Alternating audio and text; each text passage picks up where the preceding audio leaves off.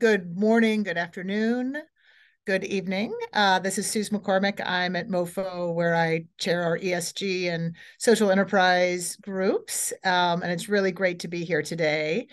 For those of you who are tuning in or listening to the recording, this is the 7th episode of our conversation entitled ESG Influencers. It's too early. Leading Transformative Change, where we have been joined for the last several months by some of really the leaders in this space, in this space being ESG and impact and climate, to really talk about tools and how companies and investors and today financial institutions can move the needle in a responsible way.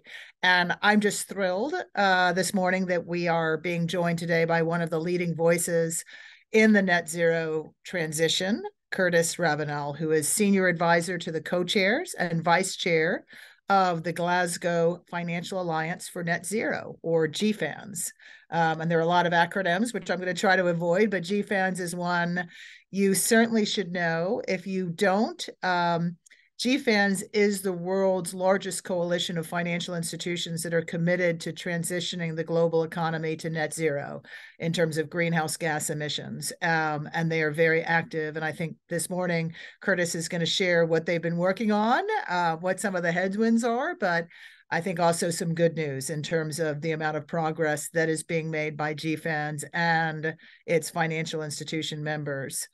Curtis has also had a very illustrious career. He has been in this space for quite a long time. In fact, he founded the Sustainable Business and Finance Group at Bloomberg, which is where I first met him, and served as its global head for more than 20 years. And as Bloomberg integrated sustainability considerations really into all of the firm's operations globally. He was a founding member of the Secretariat for Financial Stability and the Task Force for Climate-Related Financial Disclosure, or TCFD, which you know has been widely adopted. He also serves as a distinguished fellow in sustainable finance at Climate Works and is on the boards of both the Forum for Sustainable and Responsible Investment and the Sustainability Accounting Standards Board, SASB, where I was also a board member for a number of years. Finally, he was awarded a David Rockefeller Fellowship for partnership. He was appointed by the Obama administration to serve on the U.S. chapter of the G8 Advisory Board on Impact Investing and received the Columbia Business School Exemplary Leadership Award in 2016.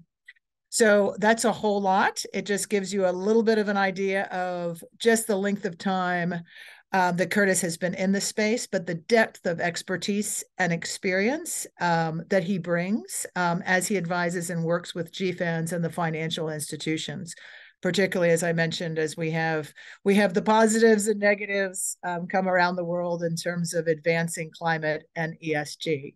So I really believe he is uniquely well positioned to share his insight. And to lead the discussion, Aron Cramer, who is the president and CEO of BSR, and as you know, really believe BSR is the leading light at advising investors and companies on sort of responsible and real ESG. And so I will turn it over to Aron. Thank you very much, Suze, and welcome everyone. Thanks for joining us. Curtis, I hadn't realized you went to Davidson, so I'm tempted to call you the Steph Curry of the world of sustainable finance, since I live in the Bay Area.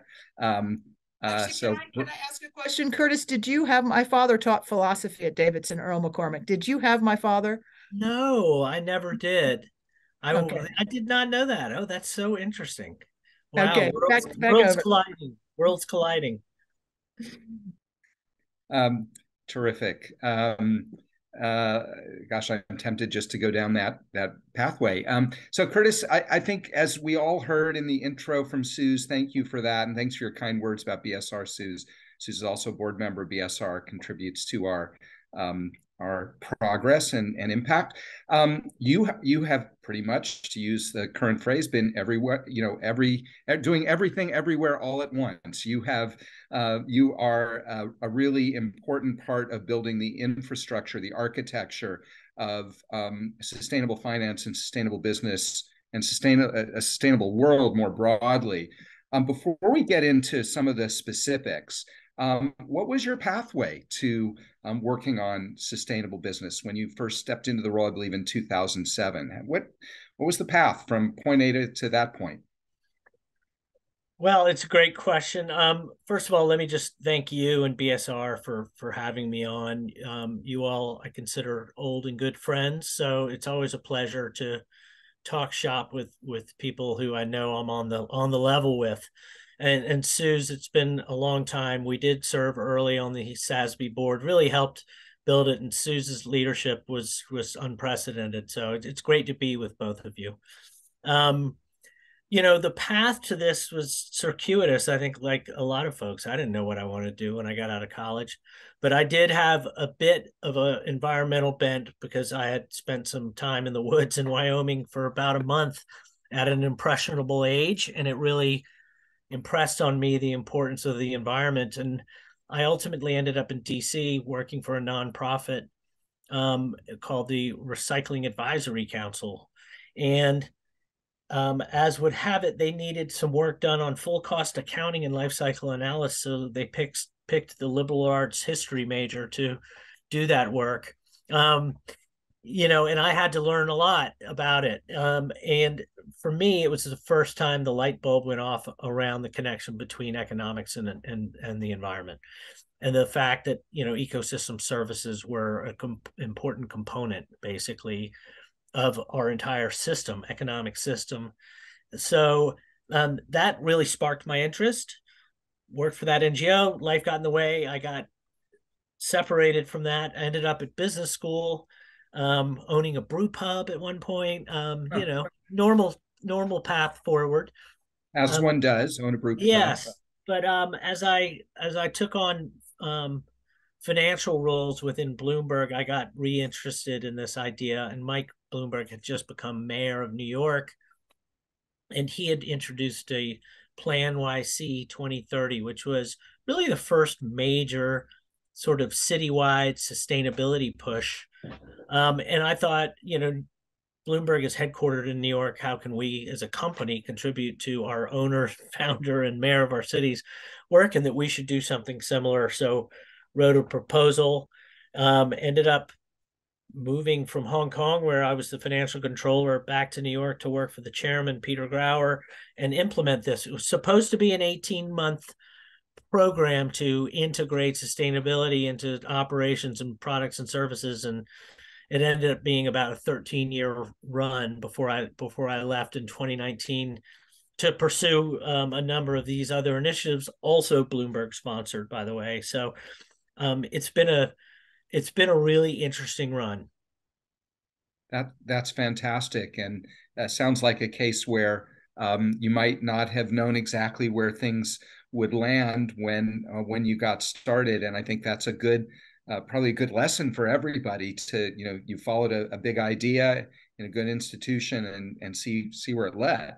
Yeah, it certainly. I mean, our ambition in the beginning was simply to sort of green our operations. It wasn't until we really started thinking about strategically, like, what do we do well as a firm, and how can that contribute to the broader sustainability space? And, we're data news and analytics at Bloomberg, and the rise of sustainable investing was really just beginning to percolate, but we had a real data problem, right? There was a lot of sort of random reporting and selective KPIs, and there were a few frameworks, but they weren't really targeted to the investor. And so being there, realizing if we wanted to build a product and really sell it to the broad community, that we needed we need to treat sustainability data like we treat financial data, and standardize it, make it look at financial materiality, understand it's sort of how decision useful it is for allocation of capital. And that's where Suze and I met about SASB, because SASB was actually pursuing that very objective. And so Bloomberg really got behind that initiative. And now it's amazing that SASB is part of the IFRS, which is, the largest Of course, we don't have IFRS or IASB use here in the U.S. because we always have to do things different. But everyone else has adopted it, and I'm really proud of that. That sort of 10 or 11, 12-year run that SASB had to. It's really going to be part of the fabric once they release their standard. It's an amazing story. Yeah, I want to come back to that in just a couple of minutes. Your role at Bloomberg while you were there, one more question on that, because in my observation, it's quite unique that you were there, as you say, both helping the company do what it needed to do to address its own operations and footprint and so on, but then using its influence, which, and Bloomberg is a unique institution, but there are other institutions that could do somewhat comparable things. It's unusual. So what was that like, playing that role, being dual-hatted in a sense? Oh man, it was fun.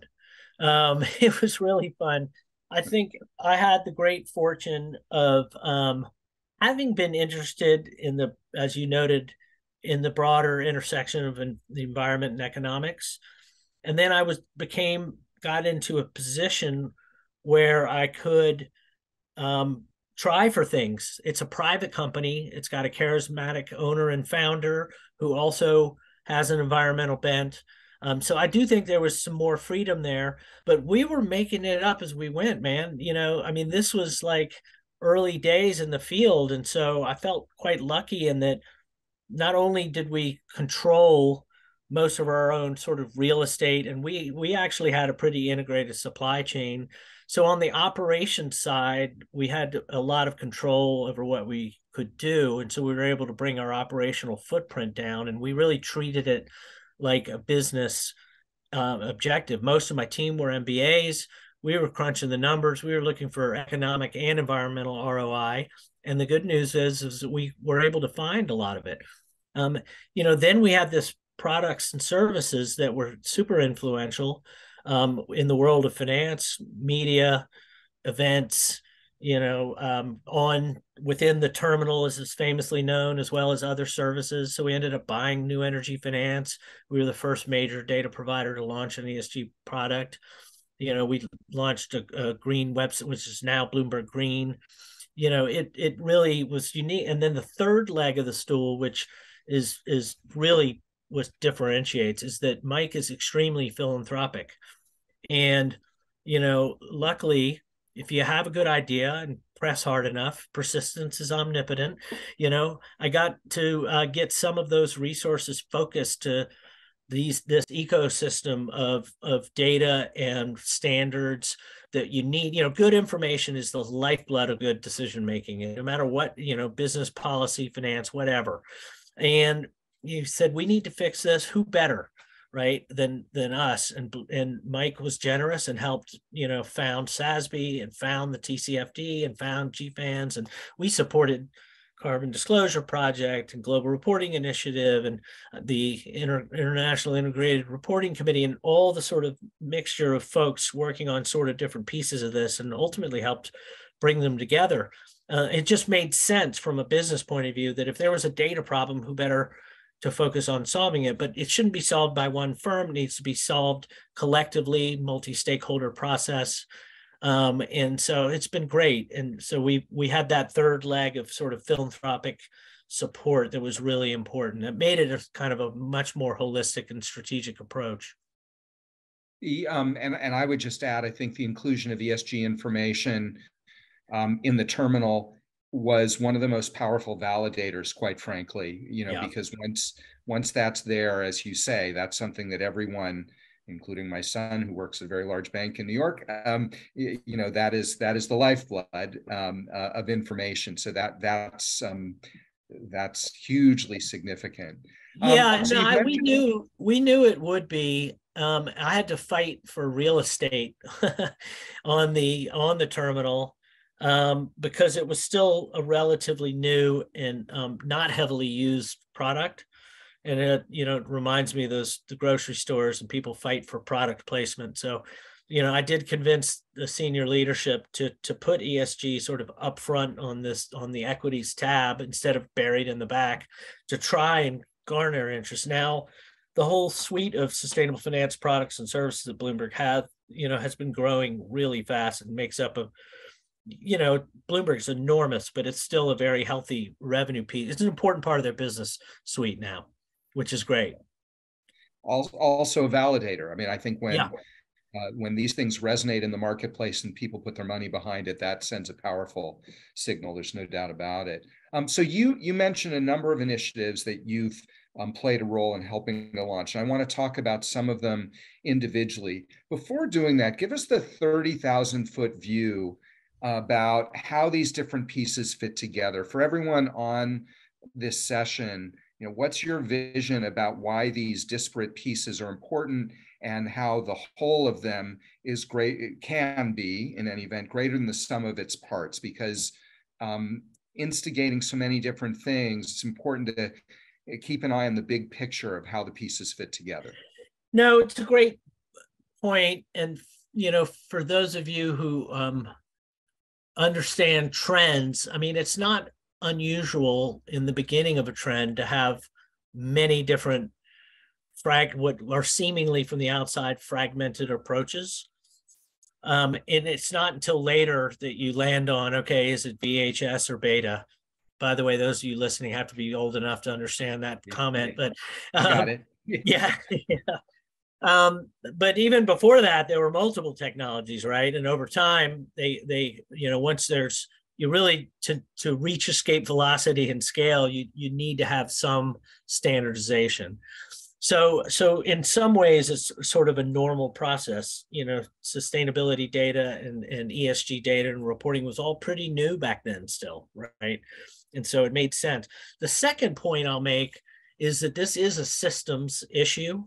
And so that means not only do you just need good reporting frameworks, you need feedback loops where the user of that information can tell you, hey, that was useful for credit allocation versus an equity investment versus, in aggregate, certain information is useful for macroeconomic analysis and other, you kind of have to learn by doing.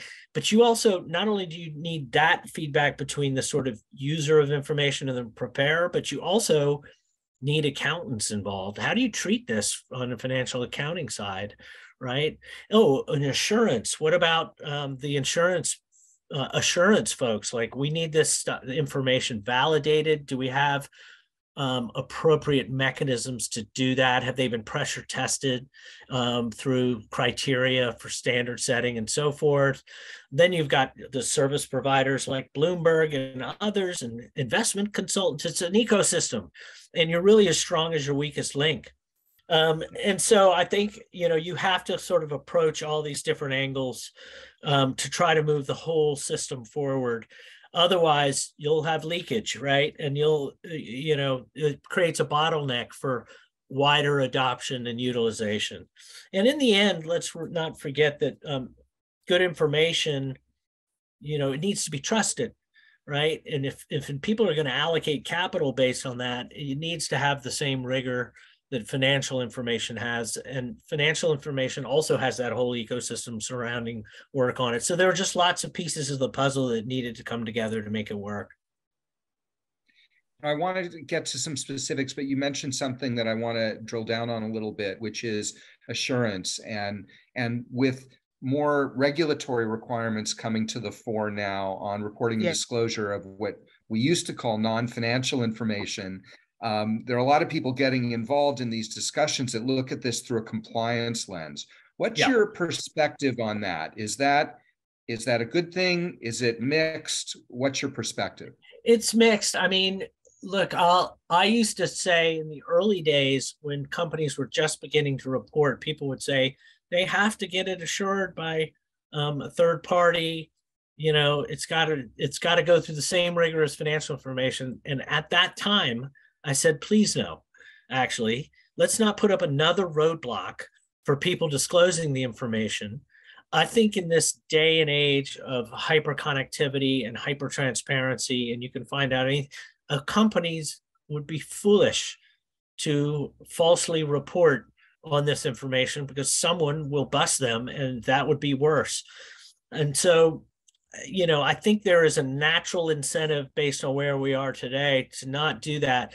I do think, however, that the combination of standards and that are assurable and some level of assurance for certain pieces of the data supply chain are really important. I think other bits that's more qualitative and might be more estimates. So scope 3 comes to mind as being challenging. I do think it's appropriate to have some level of safe harbor for data and information that is, you're really just giving it your best shot. Let's be honest, right? And so people shouldn't be legally liable for that, for any misrepresentation there, in my view, at this time. Again, the great thing about a regulator leveling up the field is, boy, when the regulator gets involved, all these challenges get fixed faster because people realize they need to sort it out. And the more information in the field, the better we'll get at sorting that out. Well, I'm going to shift into commentary mode and say I couldn't agree with you more regarding wise use of the safe harbor provisions. Yeah. It's a principle that has long existed in reporting and disclosure, and I think it's uniquely suited to some of this because we're setting regulations in a world that is still evolving, and that's a challenge for regulators on any issue. Look at the use of tech. I think it's a little bit similar. How do we regulate when things are changing so rapidly? We need to be humble, right? We need to be a little bit humble about what's transpiring here. We're asking a lot of institutions. It's really important they do it, and let's help them do it and do it right. And you can revisit that safe harbor over time as things progress. Strong opinions lightly held, as someone I know and respect often likes to say. Well, let's talk about SASB. It's come up a couple of times. What was the genesis of SASB? And maybe tell a little bit of the story about how SASB has now been folded into the ISSB, and acronym alert under the IFRS Foundation. Apologies. I'm sure a lot of the people on this call are sustainability wonks. You'll be familiar with that. If not, we'll try to explain it as we go. Yes. Well, SASB, the Sustainability Accounting Standards Board. I mean, I had been tasked by the CEO, a guy named Dan Doctoroff, to help figure out how we would get better data. And he wanted to bring together a bunch of Bloomberg clients, both from the corporate, issuer side, preparer side, as well as the user side. And this gets back to the point where I kept writing this business plan for that, and he kept saying it wasn't good enough. And then I ran into Jean Rogers at a conference, and she showed me her business plan, and her business plan was just better. And I brought it to Dan Doctoroff and said, look, this is what needs to be done. This is the way to do it. And it's multi-stakeholder. You're going to have lots of people involved, and I think we should get behind it. And he kind of reluctantly agreed because he wanted us to do it. But he realized that this is part of the system problem, and it required bringing a lot more people in, and it would be looked upon maybe more suspiciously. It was just owned by one firm as self-interested in all of that. So that's really, SASB had raised a little bit of money and the idea was germinating, but Bloomberg came in with a big 7-figure grant. And then that enabled them to attract some high profile people, like Mike himself was chair for a while. And then Mary Shapiro joined, and you had all of a sudden it was really an all-star cast of board members that really helped legitimize this work. And they spent 6 years researching sort of their innovation was they brought sector specificity to the ESG field, and with a very relentless focus on the potential for financial materiality. And what they realized was different ESG issues impact you might consider that common knowledge today, but it was not so about 12, 13 years ago, that there are certain issues that impact certain sectors more than others. And that was a big deal. And then they just really got traction. They got wide acceptance from the investor community. And that's, we all know the golden rule, right? He or she with the gold rules. And when they the investors started asking companies for it. Companies actually liked it because it enabled them to sort of work with businesses more about, okay, what is financially material, right? How does this impact the business? It was kind of a I'd say tip of the spear to piercing that used to be the separation between the sustainability and CSR teams and the main business, and it began to be more cross-functional. Fast forward, those of us who were funders in the space, and it wasn't just Bloomberg, there are many more.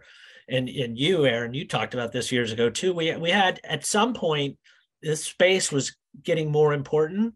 And while that fragmentation of reporting frameworks and standards was good in the beginning, it was becoming a problem.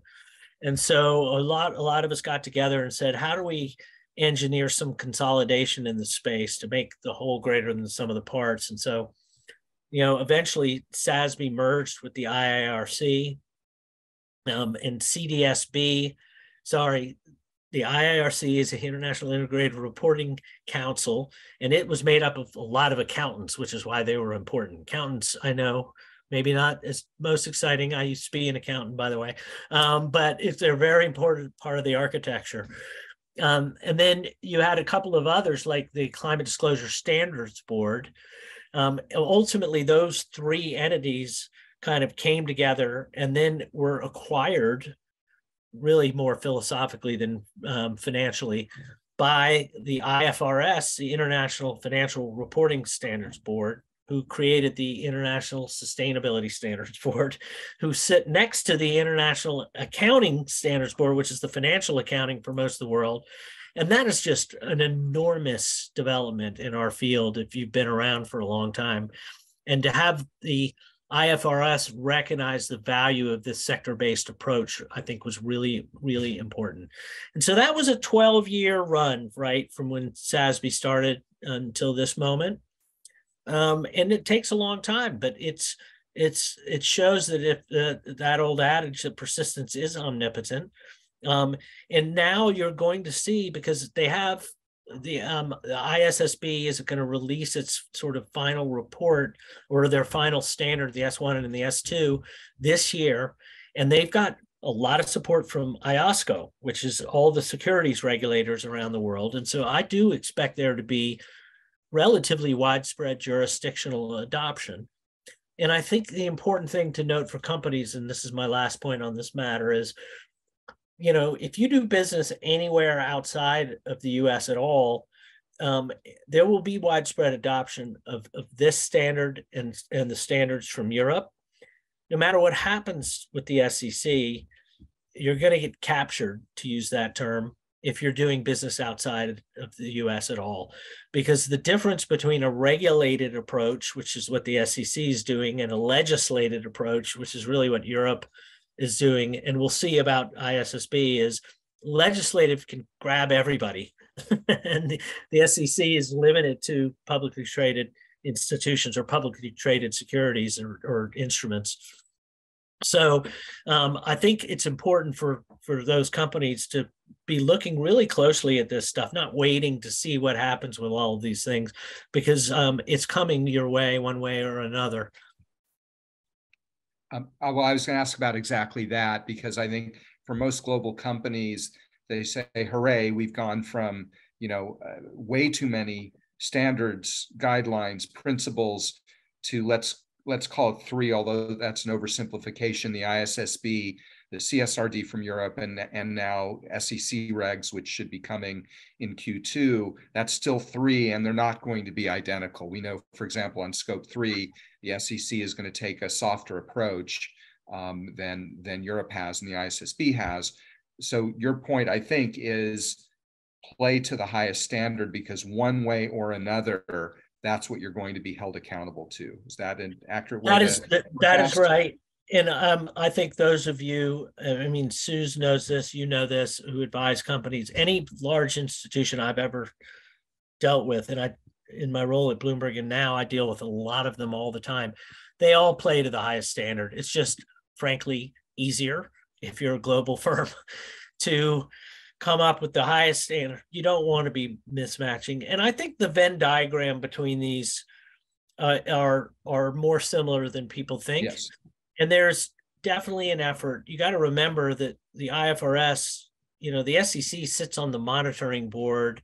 Like, it's not like these people are developing things in a vacuum. They just have different political realities that they're dealing with.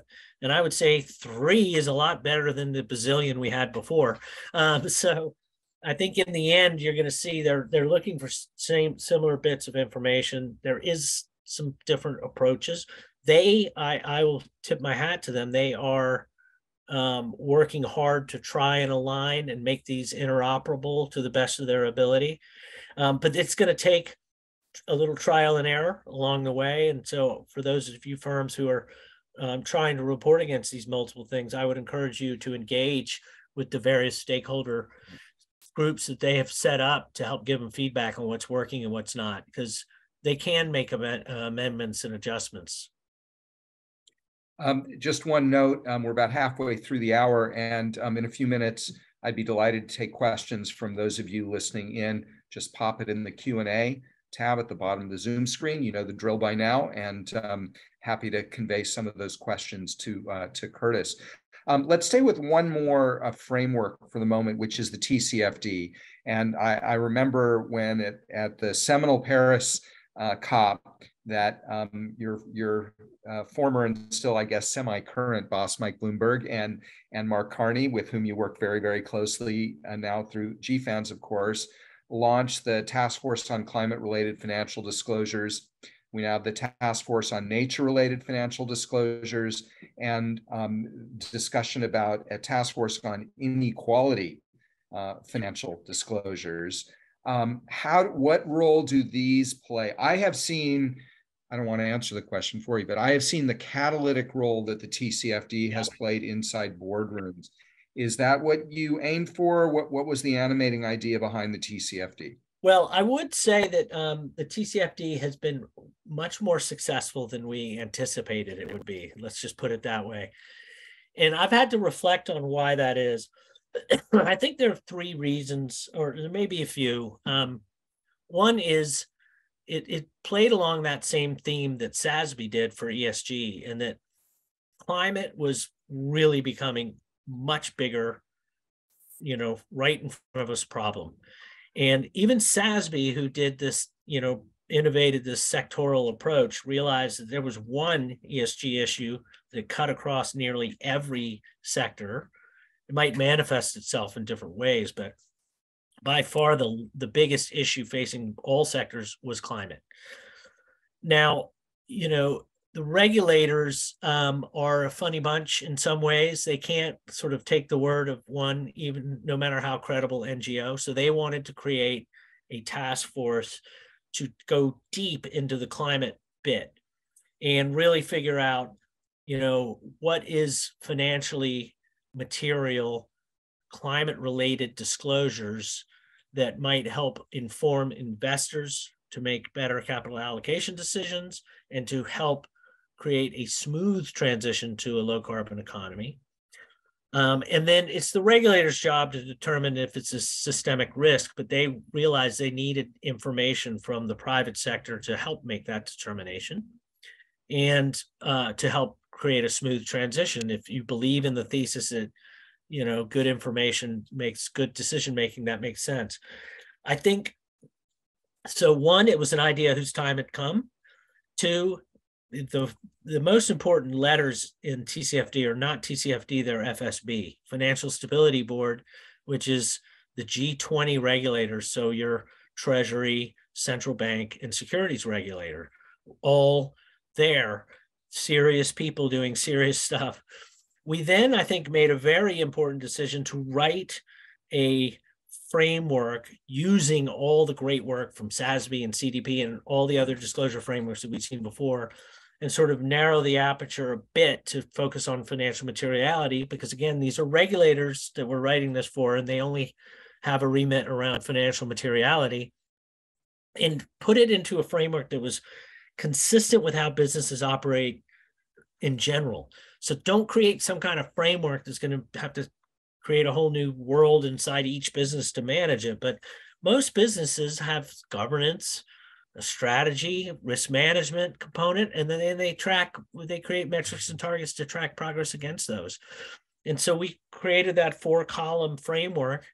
I also joked that we had to get all the recommendations on one page because senior executives really need a cheat sheet, and we can have a lot of material in the back, but it's got to be consumable quickly. And we wrote it in a way of mainstream finance. We did not use, which we've been doing on this call quite a bit because we can't help ourselves, climate speak or sustainable investing or ESG speak. And so that it was consumable to a wider mainstream audience, kind of put climate in perspective as a business and financial risk. I think we succeeded in establishing that climate risk is financial risk. Like in the end, like that was still questionable back then. And I don't think it is anymore. And the good news, we knew when we were designing the framework, by the way, that it could be used by other issues, not just climate. So we're thrilled to see all of these other approaches and on other areas of interest for all of us, really, to be using that kind of grounded framework. And I think because it wasn't separate, it was part of how you generally do business, that helped. So all those things kind of helped elevate it. Well, the scenarios that are called for under TCFD have been, I think, very catalytic. The lexicon of physical risk and transition risk, these are, as you say, these are concepts that business leaders understand instinctively. Yes. Let me transition from that to the climate transition plans that you are aiming to, put into action through. This is going to be I think this is the last acronym, at least for a little while. GFANZ also launched at the Glasgow COP, the Glasgow Financial Alliance for Net Zero, and just without getting into the totality of it, I know that the concept of climate transition plans, in my view, that's another side of the same coin with the risk-based approach from the TCFD. Okay, you identify the risk, then you develop a plan to enable the transition. Tell us more about the thinking behind that. No, that's exactly right. And I'll note it's not by accident that it's the same band members from SASB, TCFD. I mean, Mark wasn't part of SASB. I think the only reason Mark Carney wasn't part of SASB is because he was the Bank of England governor and the chair of the Financial Stability Board, so he couldn't be at the time, right? So, I mean, the TCFD, one of the last pieces of guidance that the TCFD put out was on enhanced guidance on metrics, targets, and transition plans, because it became clear that, you really did, not only, it was great that our strategy recommendation had this, business resilience question and recommended using scenario analysis to identify those risks, but you really need a transition plan to accompany that. And that was sort of outside of our remit because we are an FSB creature and the regulators are sort of held tight. We said we need one and here are some high-level principles, but we didn't go forth and write further guidance on how to do that. And that's where GFANZ picked up. And just very quickly on GFANZ, it is a coalition of 550 financial institutions. They're in sector-specific alliances underneath, so banking, insurance, asset management, et cetera.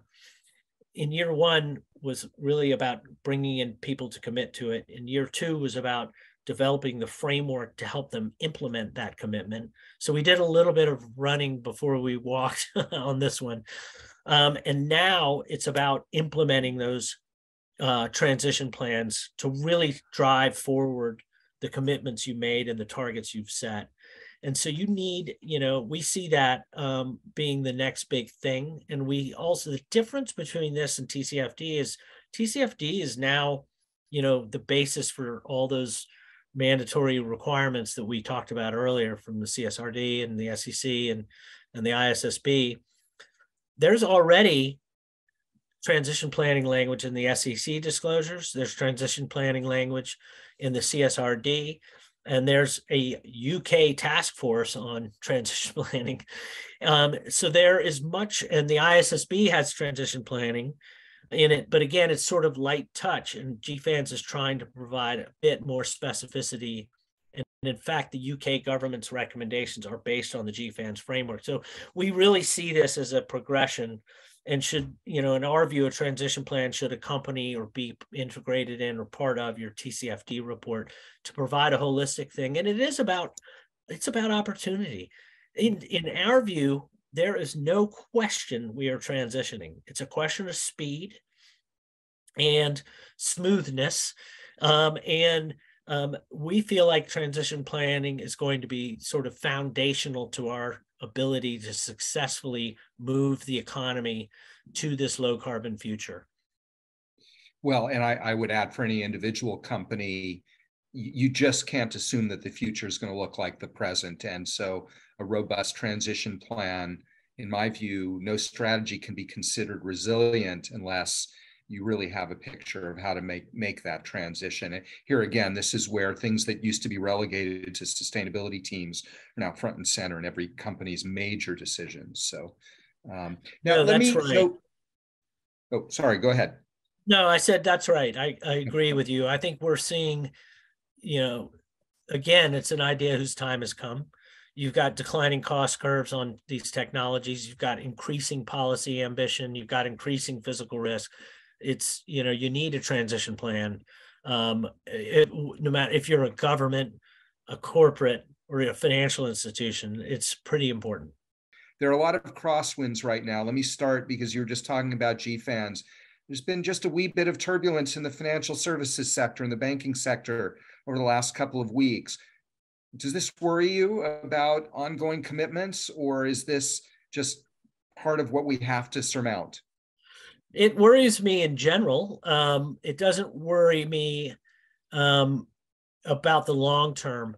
I do think it's a very hostile environment in the US for this kind of work, and at least for this work to be public and to make public commitments. Nobody wants to be dragged in front of Capitol Hill or to some state legislature to answer questions that, frankly, are beside the point, in my view. And so it does put a damper on the work, but the work goes on. I would argue that whether these firms are publicly committed or not, I mean, the good news is most of the large institutions are already publicly committed and doing the hard work. This is a systems problem. We need a systems approach. And so we'd like to bring in more firms, small and medium-sized enterprises, but my guess is that's going to have to probably wait a little bit. So, it is a lot of, the signal to noise ratio here is not great. It's a lot of noise, but it is putting a hamper on it. I do think it's a distraction, frankly, for the really critical tasks that we have ahead. But we're going to keep pressing on. And in some ways, honestly, the folks that have been involved with us since the beginning are really learning by doing. And we're going to know a lot more. We're going to be a lot crisper, a lot more efficient on how to go about doing this in a year or two. And I hope that the dust will be settled by then. But maybe I'm glass half full on this issue. I'd love your perspective, Aron, on what you see on that. Well, I agree with what you're saying. I think the work is continuing. We're seeing this with our 300 plus member companies. There is a little more diligence about what is being said publicly. And frankly, to some degree, that might not be a bad thing, so that there's rigor in what's communicated externally. I think the open question is there a way for the business community to push back on some of the more specious claims about what is wrong with ESG investing? And I think I understand there will be some announcements at the Ceres conference tomorrow in New York about this. President Biden used his first and so far only veto just yesterday or today, to ensure that the Department of Labor's rule on looking at ESG factors is sustained. So I think that's the open question, because in a vacuum, some of these less supportable claims can take on a life of their own. And I think the business community has a unique role to play in making clear why ESG is a good idea. It's a good risk management tool. It's a good forecasting tool. And as so many people have said, it's a way to ensure economic vitality, not the opposite. So 100%. And I think our earlier conversation really highlighted the fact that a lot of what we're doing is trying to provide better information to help people make smart capital allocations decisions. And these are real risks. People have been doing ESG analysis as part of their investment decision making since the dawn of analysis. They just didn't call it that, right? I mean, you want to understand the policy risk. You want to understand some of the social impacts, because that has a license to operate risk and subsequent policy risk. You know, you need to understand environmental impact, because that creates all kinds of litigation risk.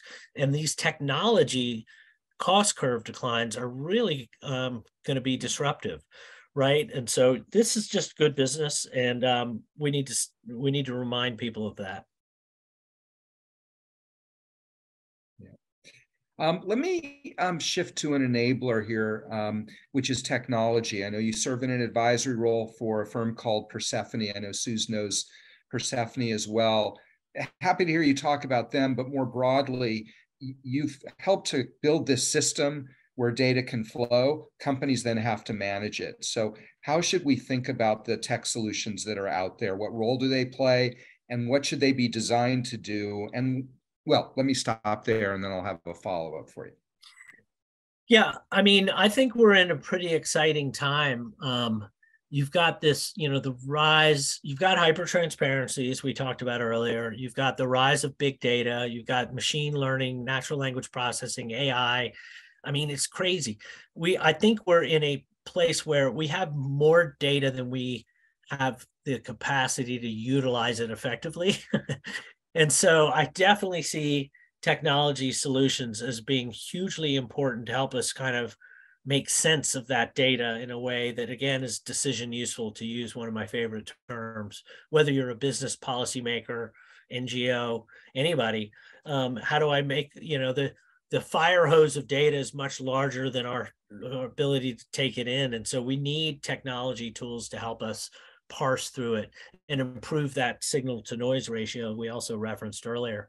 So, like, look, firms like Persephone and Context Labs is another firm that I work with. I mean, these guys are really utilizing sort of best in class software and developments in those areas I mentioned earlier to help companies get a hold on this. It used to be really expensive, man, to run around and collect all this data from individual, you know, assets that a company may own or influence or have a financial or operational control over.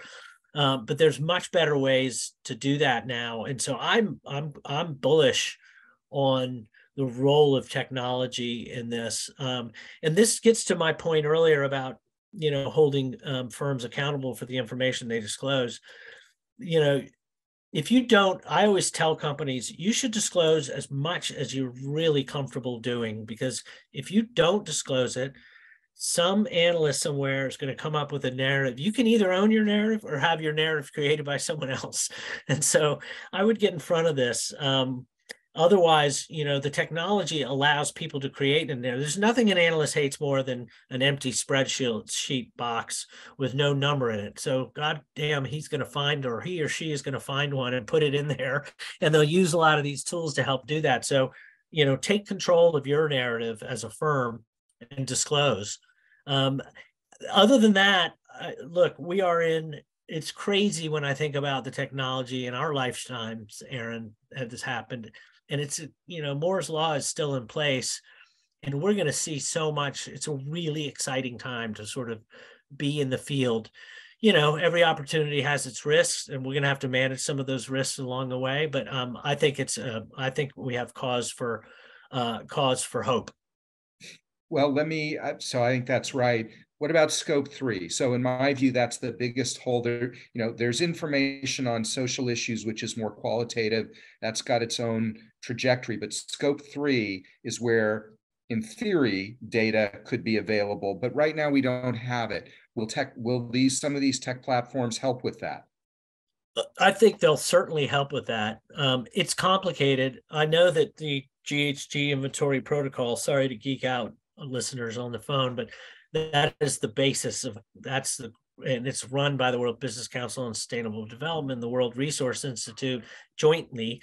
That methodology and protocol was developed 20 years ago. And so it does need some updating. There's been some updates. It was actually developed longer than that. There was an update in 2004, I believe, and a couple of tinkerings here.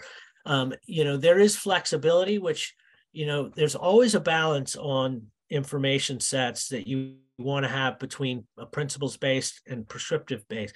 The more prescriptive you get, the more the law of unintended consequences come in, and it becomes a checkbox exercise. And so Scope 3, which I think rightly allowed for the methodology allows for a few different approaches that you can take to it. The problem with that is then you don't get comparability, right? Now, comparability is another funny word. I wouldn't use Scope 3. I'm not necessarily, I don't look at Scope 3 exposure from two different firms and to compare them, actually. I just look at it at that firm's exposure to Scope 3, because that is supposed to represent sort of carbon risk in their value chain, right? It's not intended to compare against the other company, because the other company may do their Scope 3 analysis totally differently. And so I think it's an extremely important piece of information to help shed some light on what the carbon, or in some cases a proxy for climate risk, is in the value chain of that firm. But it's not a panacea. And so I think we do need to push for greater disclosure of Scope 3. I do think that you need some flexibility, and I'm glad to see that the GHG inventory protocol is actually opening up work on this to try to see how they can tighten it to make it a little bit better for everybody. So I think it's important. I always have thought it was important, but I also am a practical person and realize that, it should be strongly encouraged, and that the burden might be high to have it be mandated across the board. That might be a bridge too far, and you don't want to throw the baby out with the bathwater. Not to mention, and you guys are lawyers on the phone, I'm not, but the legal challenges the SEC are going to face on this stuff are going to be enormous. And that particular provision, I think, creates risk for the whole proposal in a way that doesn't. But, the good news is, as we kind of alluded to earlier, if the SEC doesn't require, your stakeholders really want you to disclose it. Your investors want you to disclose it. Europe wants you to disclose it. So you shouldn't stop working on it, right? I mean, this is not going away. And I think the technology solutions are going to help us deliver something more robust in the future on that. Terrific. Well, Curtis, the big messages from the IPCC report released yesterday were: urgency is as urgent as possible. We have a heavy task in front of us over the next 8 to 10 years. The report also makes the case that we have a lot of the frameworks, a lot of the technology, and a lot of the capital that we need. Not enough capital, but a lot of capital. And I think this conversation has shown that you have actually helped to build these frameworks, technologies, and move philanthropic capital. So, it's a shame there's only one Curtis, but we are grateful for all that you've built and the tireless efforts. And, one of my favorite things about doing this work touches on something you said a couple of minutes ago. I think use the word practical. Practicality is important. Practical idealism is what we need. I think you embody both of those. So thank you for your thoughts on this. Really enjoyed the conversation, as I always do when I chat with you. And Suze, let me throw to you to close the session. Yeah, thank you, Aron, and thank you, Curtis. Yeah, I think the practical idealism, and I think combine the other message, and you didn't say it, but it is inherent, is that there are some people like you and Aron and your organizations that have been slogging away at this for now decades. And I think I sit here in Silicon Valley where there's great interest in innovation and, you know, figuring out how to harness all of that data, for example, for good. I want to make sure that those listening today and afterwards realize just how much work has gone into it, and very good work. So, you know, taking that as a basis for the work to come, as opposed to sort of laying whole new railroad tracks, because people like you and Aron have tried, as you know, when we met, you tried a whole bunch of railroad tracks, and you know in some areas which ones work best. That doesn't mean that now where those tracks sit, there's still a need for a lot of innovation to get us to where we need to go. But I wanted to leave with that. So thank you all very much for joining us this morning. And this will be up and recorded, and we usually have a couple hundred people who listen to it afterwards. So we know that it's going to be well received, Curtis, and stay tuned for our April and May episodes, because we will be back. Thanks so much.